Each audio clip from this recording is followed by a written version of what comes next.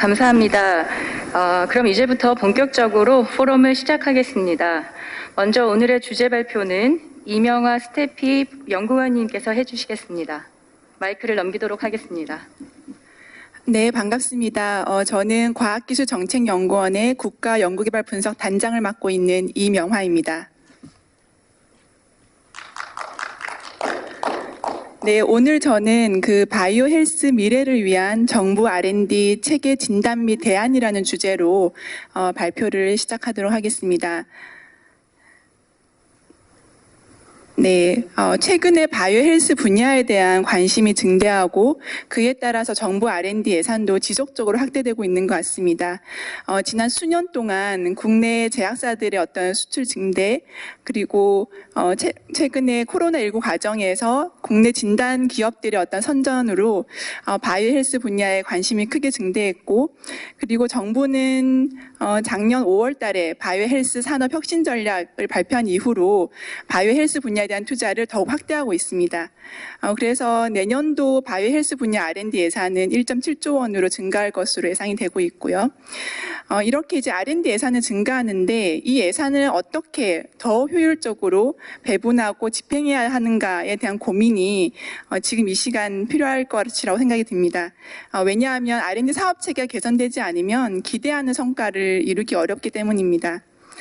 바이오 헬스 부분에 대해서 몇 가지 이슈들을 좀 말씀을 드리겠습니다. 첫 번째는 유사 중복 이슈입니다. 최근에 감염병 R&D 예산이 크게 증가를 하면서 신규 R&D 사업들이 많이 기획이 되고 그에 따라서 유사 중복에 대한 우려도 커지고 있는 것 같습니다. 대표적으로 국립바이러스 감염병 연구소, 그리고 한국바이러스기초연구소, 이렇게 좀 유사해 보이는 연구소들이 등장하는 것들, 이런 부분들이 있겠습니다. 그리고 두 번째는 감염병과 비감염병 연구에 대한 균형 이슈입니다. 최근에 이제 연구자분들을 만나보면 나도 감염병 연구를 해야 되나라는 고민을 하실 정도로 감염병 쪽에 많은 연구비가 쏠리고 있고 그에 따라서 연구 균형 이슈가 등장을 하는 것 같습니다. 그리고 세 번째는 정부 지원의 타당성, 그러니까 지금까지 우리가 바이오 헬스 쪽에 지원했던 그런 여러 가지 좀 합의된 어떤 룰이나 기준들이 좀 변화하고 있는 것 같습니다. 그래서 코로나19라는 굉장히 긴급한 상황 때문에 벌어지는 상황들이긴 하지만 이제 백신이나 치료제에 대한 임상 3상 지원이 타당한가, 이런 부분에 대해서 조금 더 논의가 필요하지 않을까 생각이 들고요. 그리고 네 번째는 일몰제 때문에 사실은 굉장히 많이 사업 구조가 변화하고 있습니다. 대형 사업들이 일몰되면서 초대형 사업들이 기획이 되거나 아니면 예타를 통과하지 못해서 소형 사업들이 대거 기획되는 그런 현상들이 벌어지고 있습니다. 그리고 마지막으로는 부처 간에 분절적으로 운영됐던 유사한 사업들이 통합되는 그런 움직임도 있는 것 같습니다. 그래서 생명연구자원 같은 경우에는 그런 어떤 하나의 사업으로 통합하는 그런 어떤 시도들이 있었고 내년도부터는 아마 그런 식으로 추진이 될 것 같습니다. 그래서 저희 연구원에서 사실 진행했던 연구 결과인데요. 그 연구 결과 중심으로 오늘 설명을 드릴 텐데 저희는 사업 체계라는 거를 사업 구조라는 것과 그리고 사업 구조에 영향을 미치는 거버넌스라는 이슈로 두 개로 구분해서 살펴보았습니다. 그래서 사업 구조라고 하는 거는 계층적인 구조, 그러니까 보시면 우리나라는 부처 밑에 프로그램, 그리고 단위 사업, 세부 사업, 내역 사업, 세부 과제, 이런 순으로 계층적으로 구성이 되어 있습니다. 그리고 부처 간에 또 이제 수평적으로 이제 구성되어 있는 그런 구조가 있는 것이죠. 그래서 이런 계층적인 구조와 수평적인 사업 구성을 살펴보는 것이 이제 사업 구조가 되겠고, 그리고 거버넌스라고 해서 이 사업 구조에 영향을 미치는 그 영향 요인들을 살펴보는 연구를 진행을 했습니다. 이거는 살펴보시면 될 것 같고요. 우선 일단 저희 국내 R&D 투자 현황을 먼저 보시면 앞서 이제 R&D 예산이 1.7조 원이다 말씀드렸었는데 사실 이거를 예산 차원에서 보는 게 아니라 실제로 연구자들이 받았던 그런데 투자 현황으로 분석을 다시를 해보면 2018년에 NTIS 기준으로 바이오 헬스 부분의 예산들을 이제 살펴본 것인데 이렇게 보면 이제 과기부 예산이 가장 많고 복지부, 산업부 이런 순서로 구성이 되어 있습니다. 그리고 이제 부처별로는 이제 과기부 같은 경우에 이제 한 개 분야, 한 개 부문, 한 개 프로그램, 한 개 단위 사업, 그리고 17개 세부 사업으로 구성이 되어 있습니다. 많이들 아시는 바이오 의료기술 개발 사업은 이제 세부 사업이기도 하면서 17개 세부 사업들을 묶어주는 단위 사업이기도 합니다. 다음은 그 과기부에서 시행되고 있는 이제 세부 사업들 리스트인데요. 이 리스트를 보시면 아시겠지만 굉장히 사실 유사한 제목들이 많이 있습니다. 그러니까 신약 개발 관련된 사업들을 붉은색으로 표시를 해봤는데 이런 이제 사업들이 있어서 과기부에서는 이것들을 좀 더 통합해서 효율적으로 운영하는 방안들을 모색하고 있는 것으로 알고 있습니다. 다음은 이제 보건복지부 사업인데요. 앞서서 말씀드렸던 과기부 사업과는 좀 다르게 보건복지부 사업은 한 개 단위 사업으로 되어 있기보다는 여러 개 단위 사업으로 되어 있습니다. 그래서 분야도 한 개 분야, 뭐 한 개 부문이 아니라 2개 분야, 4개 부문, 8개 프로그램, 10개 단위 사업, 그리고 52개의 세부 사업으로 구성이 되어 있습니다. 그리고 다음은 이제 산업부 사업 구조인데요. 산업부도 이제 과기부처럼 이제 한 개 분야, 한 개 부문 이렇게 좀 단순한 구조로 되어 있고, 그리고 식약처 같은 경우 사실은 굉장히 예산 비중은 작은데 요즘에 이제 규제 이슈로 이제 좀 살펴볼 필요가 있어서 살펴봤는데 비슷하게 이제 한 개 분야, 한 개 부문, 한 개 프로그램 이런 식으로 좀 단순한 구조를 갖고 있습니다. 바이오 헬스 쪽 R&D 사업 구조의 특징은 우리나라 전체 재정 사업들을 봤을 때 이제 전체 재정 사업이 16개 분야, 75개 부문으로 구성되어 있는데 여기에 관련되는 바이오 헬스 부분과 관련되는 이제 분야 부문을 찾아보면 이제 분야로서는 4개 분야, 그리고 부문으로서는 7개 부문이 바이오 헬스 쪽과 관련이 되어 있습니다. 그리고 사업 구조에서 아까 보셨다시피 이제 과기부 그리고 복지부, 산업부, 식약처를 같이 비교를 해보면 이제 보건복지부 사업이 굉장히 상대적으로 복잡성이 높은 구조라고 보실 수 있는데 표에서처럼 이제 보건복지부 사업이 이제 세부 사업도 굉장히 여러 개가 있고 이제 뭐 분야나 부문이나 프로그램이나 단위 사업 이런 것들이 좀 더 개수가 많은 형태로 나타나고 있습니다. 그리고 이제 세부 사업이 타 부처에 비해서 월등하게 많은 이유는 아마도 2019년에 주요 사업들이 일몰이 되면서, 그러니까 보건복지부 사업들이 큰 사업들은 사실 2019년에 일몰이 됐었거든요. 그래서 일몰이 되면서 굉장히 다양하게 세부 사업들이 늘어난 그런 케이스라고 보실 수 있겠습니다. 네, 그리고 이런 수직적인 계층 구조 외에 수평적으로 보게 되면 이제 지금 최근에 좀 트렌드는 부처 간에 좀 유사한 이슈들을 묶어서 다부처로 이제 추진하는 그런 경향인 것 같습니다. 그래서 지금 보시다시피 이제 세부 사업 수준에서 다부처로 이루어지는 사업들이 굉장히 많이 있고요. 많이들 아시지만 이제 범부처 이제 전주기 신약개발 사업은 2021년부터는 국가 신약개발 사업으로 이제 다시 출범을 하게 되고, 그리고 범부처 전주기 의료기기 연구개발 사업도 이제 추진이 되고 있습니다. 이거는 바이오 헬스 R&D 거버넌스 부분인데요. 이제 거버넌스를 얘기할 때 보통 층위를 이제 구분합니다. 최상위 층위인 1층위에서 보시면 국가과학기술자문회의의 심의회 밑에 있는 산하 조직들, 그러니까 생명의료 전문위원회, 그리고 바이오 특별위원회 이런 이제 기구들이 전체적으로 R&D 예산을 심의하고 그리고 주요 정책들을 심의하는 그런 역할을 하고 있습니다. 그리고 이들과 같이 이제 사무국으로 역할을 하고 있는 이제 과학기술혁신본부가 있고요. 그리고 과학기술 관계장관회의가 가장 최상위 단위에서 이제 바이오 헬스 쪽 이제 정책과 예산을 결정하는 기구들이라고 보실 수 있고, 그리고 이 외에도 이제 생명공학 종합정책심의회라고 생명공학 육상 기본 생명공학 육성법에 의해서 이제 설치되어 있는 다부처 기구가 있고, 그리고 보건복지부 산하에 이제 보건의료기술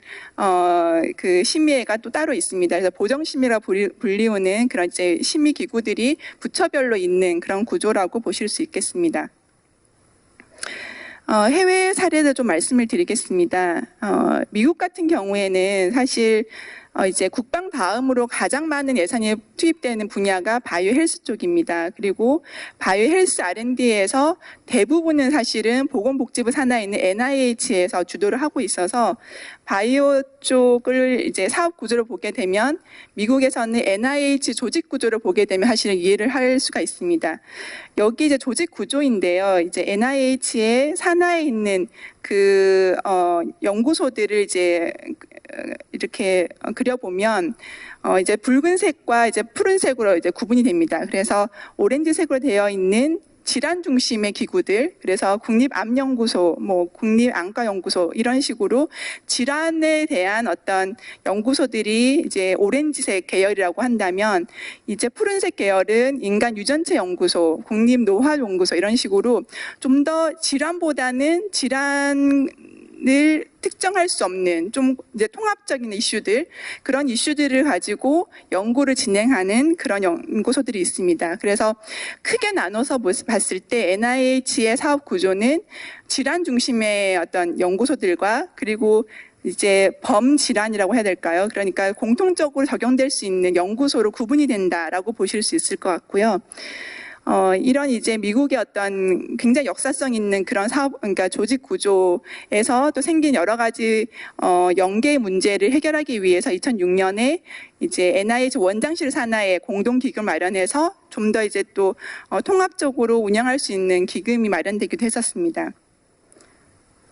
다음은 일본인데요. 일본은 많이 아시지만 이제 문부과학성, 후생노동성, 경제산업성이 주요 부처로 있고, 이제 이 부처들이 사실은 대부분의 바이오 예산들을 집행을 하고 있습니다.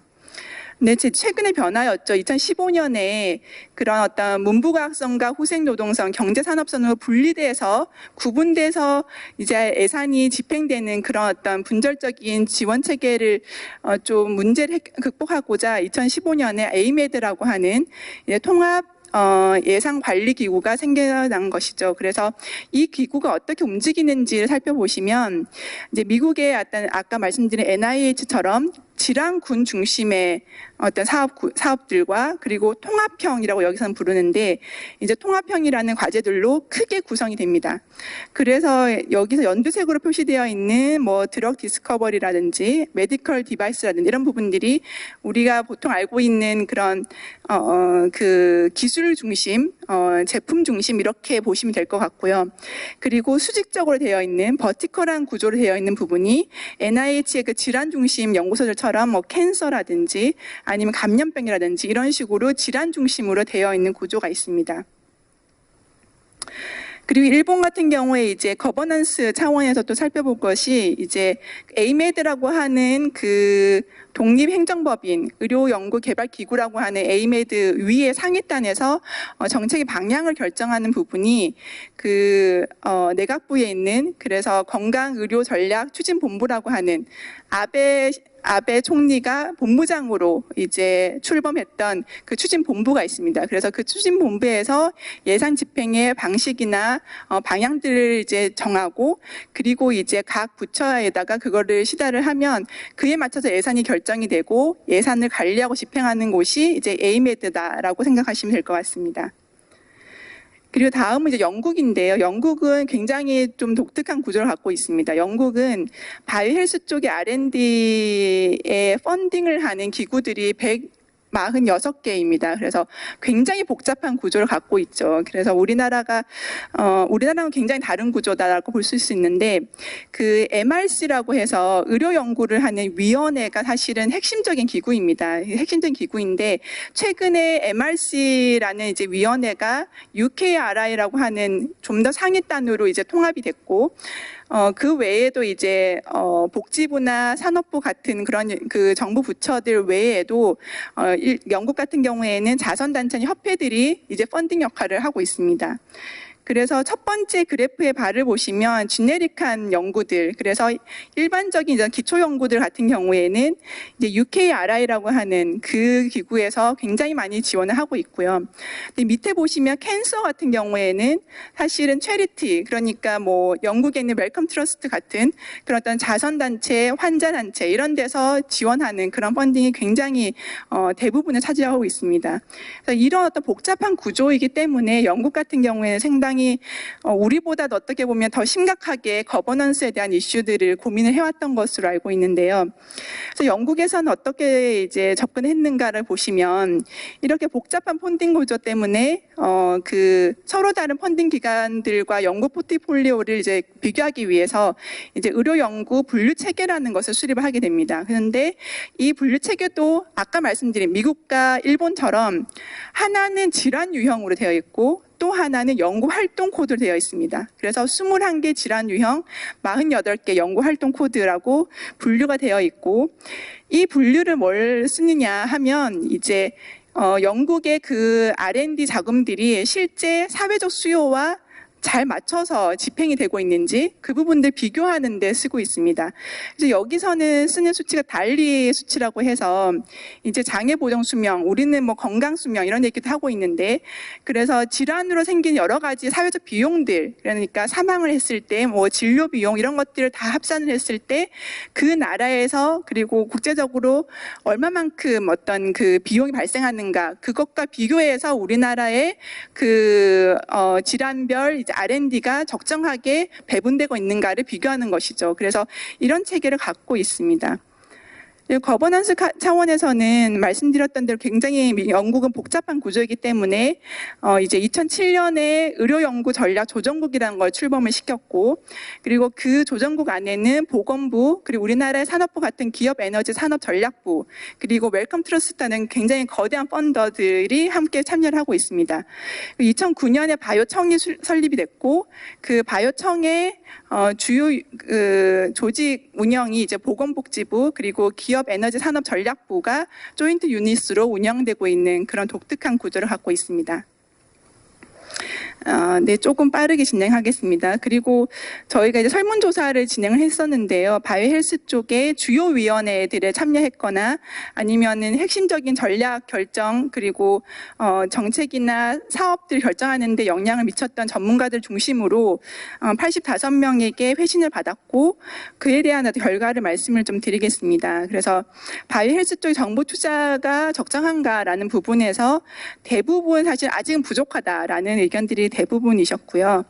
그리고 어떤 부분에 정부와 민간의 상대적인 투자 비중이 바람직한가라는 것들을 물어봤는데 이제 점수가 높은 것들은 이제 정부가 더 많이 투자해야 된다는 의견입니다. 그래서 첫 번째 있는 기초연구 같은 경우 그리고 맨 마지막에 있는 뭐 생명자원, 정보 인프라 같은 경우에 굉장히 점수가 높았는데 이 부분은 정부가 아직도 더 많이 투자해야 된다라는 입장이라고 보시면 될 것 같고요.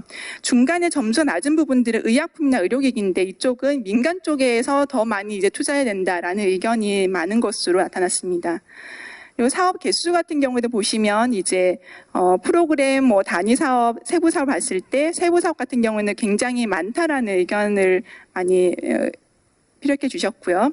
그리고 유사 중복성 같은 경우에도 보시면 이제 중간에 있는 여러 부처의 단위 사업들 같은 경우에 중복이 약간 존재한다, 다수 존재한다 이런 의견들이 있었고 맨 마지막에 있는 여러 단위 사업들 내에 세부 사업 같은 경우에도 중복이 있다, 뭐 이런 의견들이 많이 있었습니다.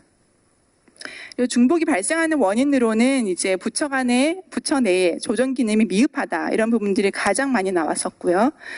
그리고 사업 구조의 변화, 그러니까 일몰제 같은 것 때문에 사업 구조가 급변하는 것에 대해서 이제 연구 수행에 뭐 부정적 영향을 준다 이런 의견들이 많이 있었고 그 이유로는 장기간 안정적인 연구를 하기 어렵다라는 내용들이 있었습니다.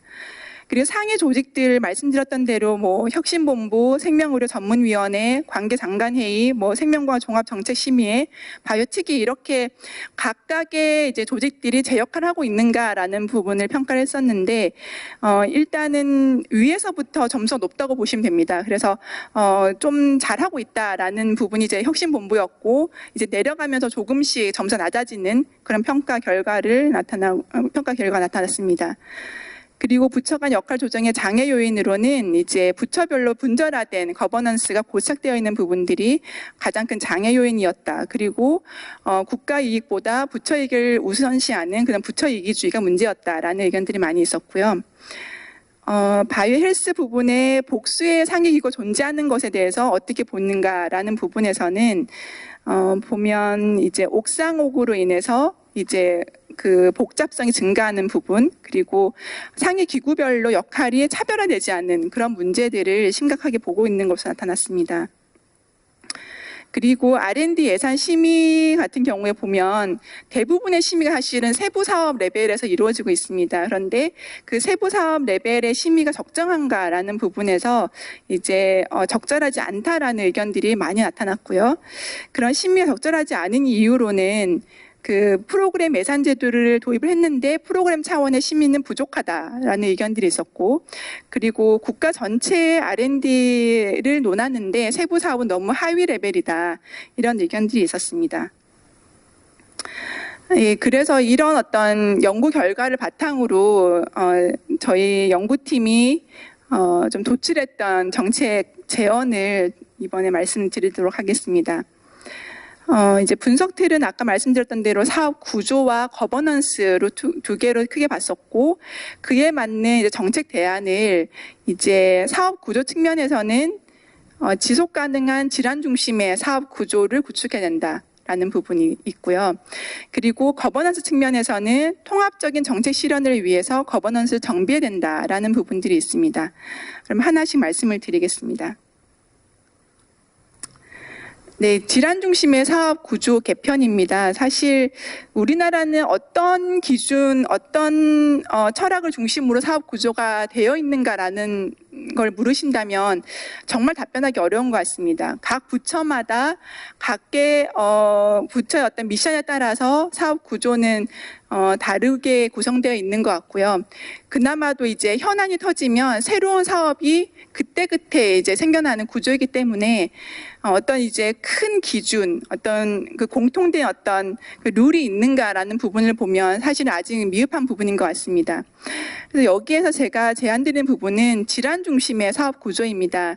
사실 수요 기반의 정책 실현 이런 부분들을 많이 논하고 있는데, 이제 바이오 헬스 부분에서는 사실은 바이오 헬스 R&D가 추구해야 되는 가장 큰 목표가 아마 질환 중심, 그러니까 질환을 극복하는 것이 아닐까 생각이 들고, 그에 따라서 이제 질환 중심 사업 구조 개편이 필요하다라는 얘기를 드리고 싶고요. 이제 질환으로 묶이지 않는 그런 사업들 같은 경우에는 특정 질환을 타겟팅하지 않는 이제 공통 기반 기술을 별도의 축으로 구성해야 된다. 그러니까 말씀드렸던 대로 미국 같은 경우에 이제 질환 군별로 이루어져 있는 버티컬한 구조가 있고, 그리고 이를 관통하는 이제 연구 영역별 연구소들이 있었고, 일본 같은 경우에도 버티컬하게 이제 캔서라든지 간염병이라든지 이런 어떤 질환 중심의 사업들이 있고, 이를 관통하는 그 통합 이제 과제들이 있는데, 이런 것처럼 우리도 질환 중심의 사업 구조가 필요하다라는 얘기를 드리고 싶고요. 그런데 사실은 이런 사업 구조 개편은 쉽지는 않은 제안입니다. 왜냐하면 우리나라의 모든 사실 예산 체계를 바꿔야 되는 문제이고 굉장히 시간이 필요한 일이라고 생각이 듭니다. 그래서 일단 단계별로 접근해 보자라는 게 사실 저희 생각이고요. 이제 성공적으로 개편을 하기 위해서는 먼저 선행돼야 될 작업이 있습니다. 이게 뭐냐 하면 일단 공통의 분류 기준을 마련하는 것입니다. 그래서 그 현재 이제 복지부에서 보건의료기술 분류 체계라는 것들을 만들었고, 이것들을 이제 한번 현황을 발표를 한 적이 있는데, 이런 어떤 그 보건의료기술 분류 체계, 그러니까 거기에 이제 질환별 연구 연구 행위별 이런 이제 R&D 현황들 들어가 있는데 그런 시도가 좀 더 확대될 필요가 있다라는 말씀을 드리고 싶고요. 그리고 이제 보건의료 기술과 바이오 헬스라는 것들 사실 영역이 잘 이제 맞아떨어지지 않습니다. 그래서 바이오 헬스 영역 전체를 포괄하고 질환별 현황 분석이 정례화되는 어떤 접근이 필요하다라는 말씀을 드리고 싶고요. 그리고 이러한 일단 투자 현황에 대한 결과가 이제 실제로 투자 우선순위를 결정하는데 활용될 수 있도록 체계를 마련할 필요가 있다라는 말씀 드리고 싶습니다. 그리고 또 하나는 그 질환 중심의 사업 구조라는 것이 이제 잘 정착될 수 있도록 일단 시범 사업으로 질환 중심의 사업 구조가 어떻게 작동할 수 있는지 좀 살펴봤으면 좋겠는데요. 그런 차원에서 보면 일단 그 질환 중심으로 구조가 되어 있는 그 국립보건연구원이 있습니다. 우리나라 그 질병관리청 산하에 있는 이제 국립보건연구원 같은 경우에는 현재 감염병과 만성질환 중심으로 조직 구조가 되어 있는데 이런 어떤 국립보건연구원이 이런 이제 질환 중심, 그러니까 감염병과 만성질환을 중심으로 이제 관련 출연자라든지 대학이라든지 전문 관리기관들과 어떻게 협력해야 되는지 그런 어떤 체계를 시범적으로 구축하는 부분들을 제안을 드리고 싶습니다. 그리고 다음은 일몰제 관련돼서 사실 일몰제 때문에 굉장히 많은 연구자들이 그런 불안정한 어떤 사업에 대한 어떤 우려들이 있고, 그리고 새로운 사업을 다시 기획해야 되는 기획 비용이 증가하고 있고, 이제 그런 문제가 계속 제기가 되고 있는 것 같습니다. 물론 이제 그 한편에는 또 새로운 어떤 사업을 기획할 수 있다는 그런 장점도 있긴 하지만 장기적으로 안정적으로 연구해야 되는 그런 이제 분야에 있어서는 일몰 제도에 대해서 좀 유연하게 적용할 필요가 있다라는 말씀을 드리고 싶고요. 그러기 위해서는 일몰제가 지금 거의 일률적으로 적용되고 있는데 그런 것이 이제 공식적인 평가 절차를 통해서 이제 일몰을 유예할 수 있는 그런 법적 근거들을 확충할 필요가 있다라는 말씀을 드리고 싶습니다. 그리고 다음은 거버넌스 관련된 부분인데요. 거버넌스 관련돼서 사실 이제 상위 기구들이 굉장히 많은 분야가 바이오 헬스 쪽이고, 그래서 이제 뭐 옥상옥이라던가 아니면은 정책의 어떤 복잡성이라던가 이런 부분이 증가하고 있는 그런 곳이 이제 바이오의 특징이기 때문에 저희 연구진에서는 이러한 어떤 복수의 상위 기구를 통합할 필요가 있다라는 얘기를 강하게 드리고 싶고요. 그런데 이제 상위 기구들 통합하고 그 흩어져 있던 기능들을, 그러니까 권한들을 하나의 조직으로 구현할 필요가 있는데 이런 어떤 조직의 구현은 사실은 강력한 어떤 실행력을 담보할 수 있는 그런 대통령 직속 기구가 필요하겠다라는 말씀을 드리고 싶습니다.